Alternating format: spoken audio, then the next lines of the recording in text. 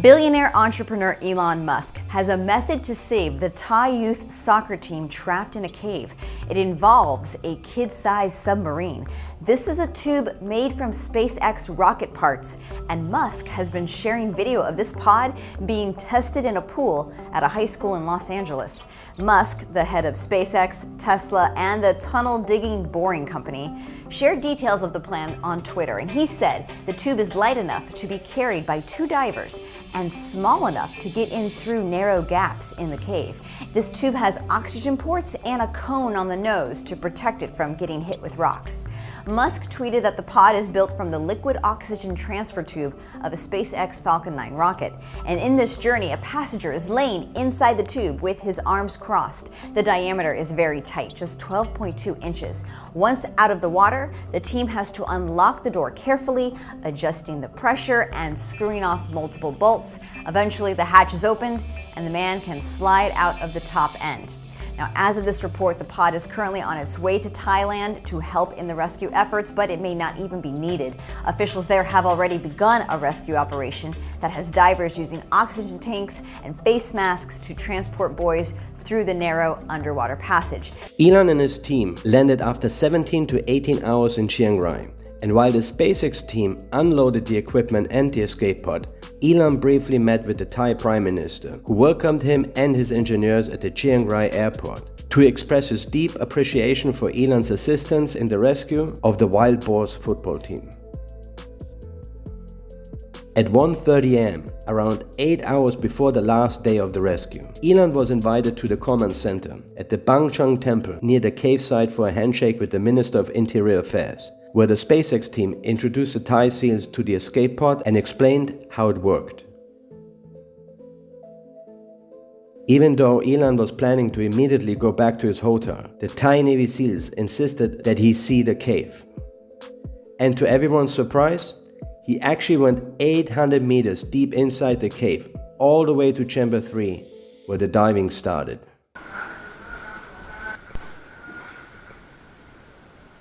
Amar Harris, the engineer of the submarine, had also made it to Chamber 3 and assured the SpaceX team that the escape pod would have fit through. Elon then took a rest in the Le Méridien Chiang Rai resort, where the US Air Force was staying, and a few hours later flew to Shanghai to sign an agreement to build a Tesla factory there.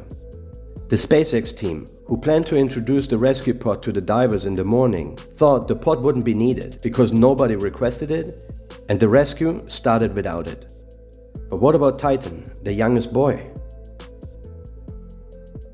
During the last day of the rescue, the divers then actually managed to fit one of the Aga face masks on Titan, and it was Rick Stanton personally who dived the boy out of the cave and to safety. But the real problem was yet to come. The submarine was basically built for Titan, and even though he was the youngest boy, he was not the smallest. The rescue divers did not notice little Mark, who was even smaller than Titan, until the last day and the last moment of the rescue.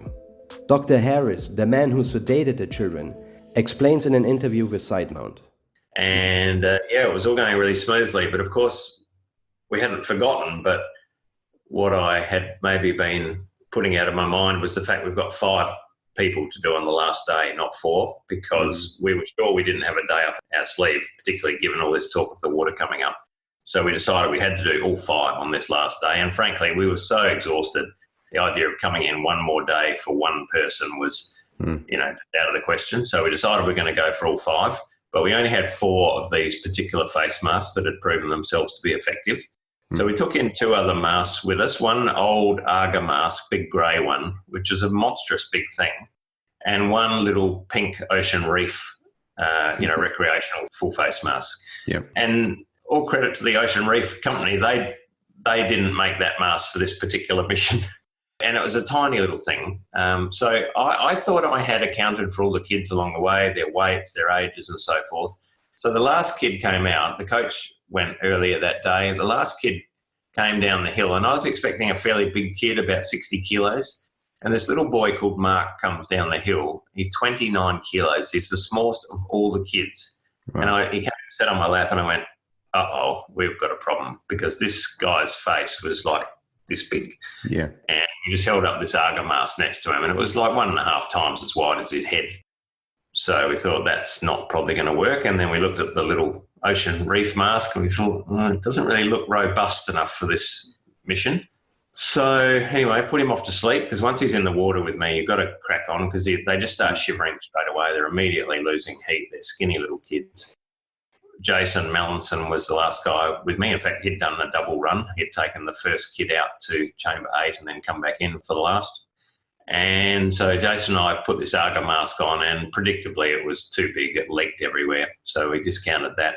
So out comes the little pink job, and they've got this beautiful soft silicone seal around them, and it just was sort of wobbly and didn't look like it was going to work. And we built up the size of the kid's head by putting foam under his hood to make his head bigger. We spent about 20 minutes fiddling, trying to make this thing look like it was going to be safe, and it just never did look like it was going to be safe. Eventually I said to Jason, you know what, mate, you're just going to have to go, because it's too late to go back. This kid's cold now. He needs to go and move. I can't wake him up and start again, because there's nowhere here to recover him. I'm on this 45-degree slope, half in the water. So that's it. Good luck, mate. And Jason gives me this look like, bloody hell. And off they go. And I thought, this is it. We've come so far, and now this last boy is almost certainly going to perish. And how Jason got him out alive, I have no idea. But that Jason Mallinson is a force to be reckoned with. Essentially, if not for the pink mask, the rescue divers had no choice but to use Elon's mini-submarine, or at least test it, because they were unable to find a suitable mask for days. And the Arga masks the rescue divers were using were way too big for Mark. Therefore, it was the little pink mask that saved Mark's life, and the reason why Elon's mini-sub was not used. ชาวไทยคนที่ให้กำลังใจครับผมก็จะแข็งแรงและสู้ต่อไป But how did the pink mask end up in the cave with the rescue team? All documentaries and movies about the Thai cave rescue pointed out how essential this little pink mask was for the rescue of Mark, but all of them failed to explain how it got there. The pink mask was delivered by Rungrit Changwan-yun, nicknamed Pe, who was a volunteer at the rescue for the Thai Navy SEALs. One day before the rescue of the football team started, all available full-face masks were tested at a local pool in Mesai. Pe, who is also a tech diver, brought the pink ocean reef face mask with him from Bangkok to the rescue. But the equipment specialist of the British team, Mike Clayton, rejected Pe's mask because he thought the mask was not suitable for the rescue. The rescue team were looking for positive pressure masks, and Pe's little pink mask was air on demand. Full face mask นะครับ overpressure นี่ก็คือมันจะมีอากาศไหลออกมาตลอดเพื่อป้องกันไม่ให้น้ำเนี่ยมีแรงดันกลับเข้าไปใช่ครับซึ่งมันก็เหมาะต้องบอกว่ามันเหมาะที่สุดในการใช้ปฏิบัติงานประเภทนี้ต่อให้คนที่หมดสติเนี่ยก็ยังมีอากาศฟรีอยู่ตลอดเวลาไม่เหมือนกับที่เป็นแมสทั่วไปที่เป็น on demand หมายถึงเวลาเราหายใจเข้าวาล์วถึงจะเปิดเอาอากาศเข้าไป Now it's easy to change the mask's regulator from air on demand to free flow, which Pe offered to do, but Mike Clayton again rejected this, saying that positive pressure and free flow are not the same. 2 days later, after the second day of the rescue, word came again that they desperately needed a smaller mask. So Pe this time took it on himself, changed the mask regulator to free flow and gave it to one of the rescue divers. ผมก็ได้จัดการปรับเปลี่ยนตัวสเกิร์ตให้เป็นไซส์เล็กลงแล้วก็เปลี่ยนปรับวาล์วของตัว second stage ให้เป็น flow free flow ขึ้นมาให้เท่ากับ over pressure ที่ต้องการใช่ครับแล้วก็เป็นแมสตัวนี้ที่ให้กับน้องที่ได้ไปใช้ในการนำน้องเขาออกมา And somehow the mask then actually ended up in Chamber 9, where the children were. And the rest is history.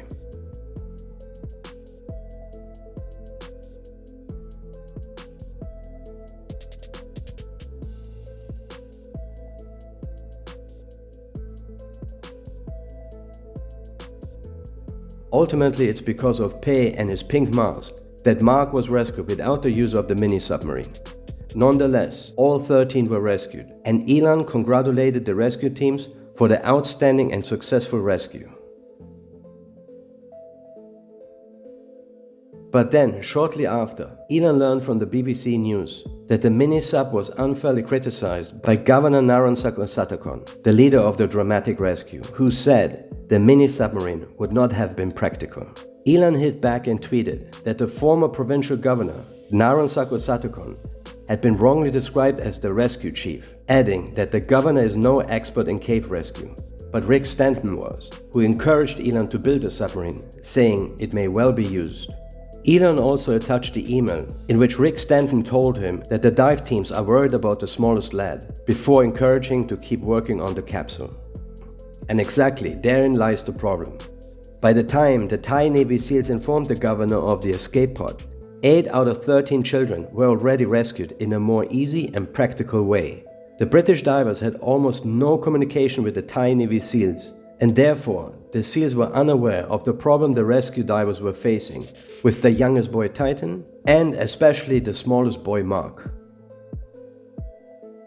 The Thai Navy SEALs doing the rescue were responsible from the entrance of the cave until Chamber 3, where the children were carried out on stretchers.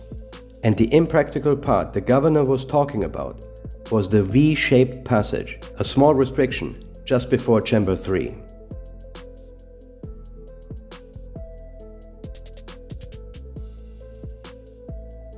During the construction of the escape pod, Ben Remanence actually shared a video with the SpaceX team of the restriction in question. There was a 1 maybe 2 meter long small section in that restriction, where the Navy SEALs felt at the time that the submarine could have had problems fitting through.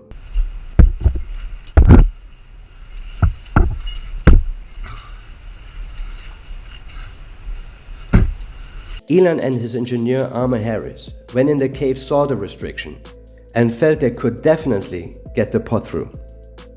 Armour actually correctly pointed out that they could have chipped out additional space if the restriction was too small, or used a shorter rescue pod. As a matter of fact, the Ruamkata Rescue Organization did drill at the same restriction just 5 days before, to widen the passage for the children who had to be carried through on stretchers.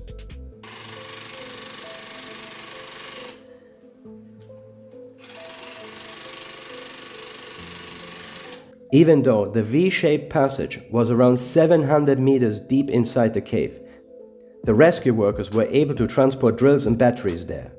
And if needed, the Chevron company had even better and bigger battery-powered drills available at the rescue site.